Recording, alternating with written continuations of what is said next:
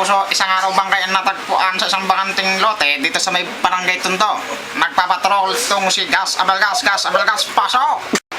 Kung mahusay ang pagkalap at pagsisinop ng ebidensya, lumalaki ang tsansang malutas ang kasong aming sinisiyasat. Isang bangkay nga ang natagpuan dito sa bakanting kwartong ito sa Tondo, Maynila. Sino nga kaya ang batang ito na hinihinalang anak ni Ryan Bang? At ano ang ikinasawi ng batang ito? Ako po si Gas Abelgas, Patrol ng Pilipino. Back to you, Mike Enriquez. Abangan sa aming pagbabalik kapuso ang detalye sa pagkamatay ng batang Koreanong ito.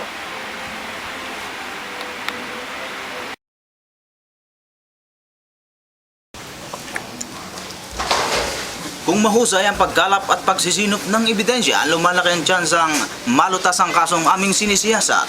Pero hindi kaso ang aming ihaharap sa inyo, kundi Choco, masarap, malinamnam. Ito ang tunay na Choco. Tantarat chuchuwi Choco, tantarat chuchuwi Choco. Choco. Di ba ikaw ang testigo? Apo, ako nga po. Anong pangalan mo? Jojo Villanueva po. Ano ang iyong mga nasaksiyan sa pangyayari? Doon sa may bangkay nakita ko yung lalaking tumatakbo, tapos tinanong ko kung bakit tumatakbo. Ang sagot po ng lalaki tinatamad daw po siya maglakad, kaya tumakbo na lang siya. Yun lamang po. Maraming salamat. Kung wala kang kinalaman sa kaso, bakit ka tumatakbo ayon sa testigo? Kaya naman po ako tumatakbo kasi tinatamad po akong maglakad, kaya tumakbo na lang po akong palayo. Ganun ba? Kung aamin ka ayon daw sa batas, gagaan daw ang kaso mo.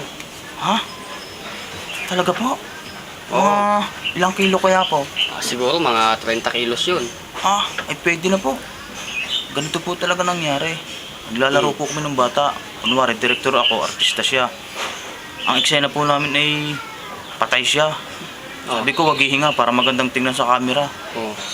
Nakakalimutan kong mag-cut. Hindi siya huminga hanggat hindi ako nagka-cut.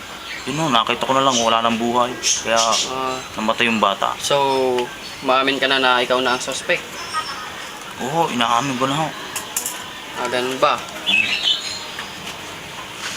May tuturing na sarado na raw ang kaso dahil umamin na ang suspect.